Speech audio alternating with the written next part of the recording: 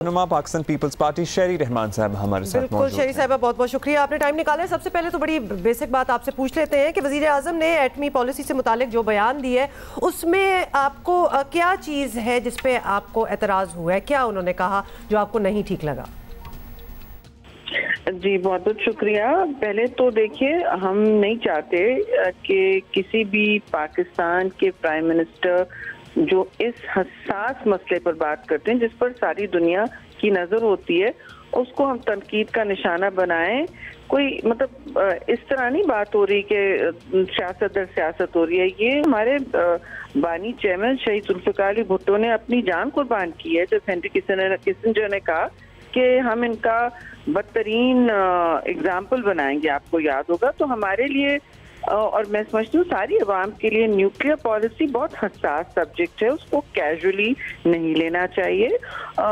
हमने सिर्फ ये कहा कि देखिए प्राइम मिनिस्टर ने शायद समझा नहीं वो क्या कह रहे हैं, उस बात को क्लैरिफाई करें, वजाहत कर दें। इंटरनेशनली आपने कहिए कि हमारे न्यूक्लियर डिटरेंट नहीं होगा अगर कश्मीर का हल मिल गया। अब कश्मीर का हल क्या मिलता है क्या नहीं मिलता है, न्यूक्लियर डिटरेंट आपकी एक परमानेंट रियासत ही आपका बहुत बड़ा सुतून है। और हिंदुस्तान को आप किस तरह एकदम समझ सकते हैं कि उन्होंने छोड़ दिया सब कुछ। हिंदुस्तान तो अपने न्यूक्लियर आर्सेनल को चीन के से भी के सामने खड़ा रखती है और वो कहेंगे हम तो नहीं कर रहे। तो आप इस तरह बातें क्यों करते हैं कि न्यूक्लियर डिटरेंट इस्तेमाल करनी है? वो सही कहा, बहुत सी बातें जो हैं वो ठीक है, लेकिन ये एक रियासती इंटरनेशनल सतह पर जब बात होती है तो जाहिर है एक सवाल तो उठता है।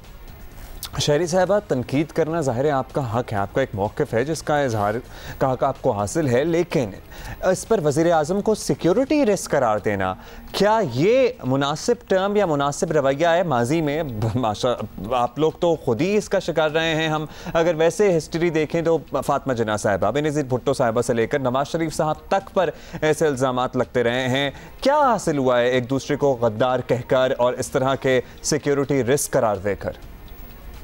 नहीं, आई डोंट नो किसने सिक्योरिटी थ्रेट कहा है।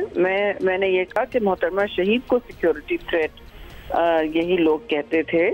हमने किसी को सिक्योरिटी थ्रेट नहीं कहा, लेकिन इस वक्त पाकिस्तान की जो खारजा पॉलिसी है और इक्तिसादी क्राइसिस इस वक्त हुई है, फॉरेन पॉलिसी फायर स्टॉर्म हो रहा है। अफगानिस्तान में जिस तरह इनखला हो रहा है, हमें भी सोचना चाहिए कि इतनी कुर्बानियां दी हमने। एक अफगानिस्तान की फ्रंट लाइन थी। अब आप सूरत हाल देखें, अफगानिस्तान से फॉल आउट हो रहा है और क्वेटा सरीना से अटैक ले लें या लाहौर में जो अटैक हुआ है अभी वो ले लें। ये अब बहुत तशवीशनाक सूरत हाल है नेशनल सिक्योरिटी के हवाले से।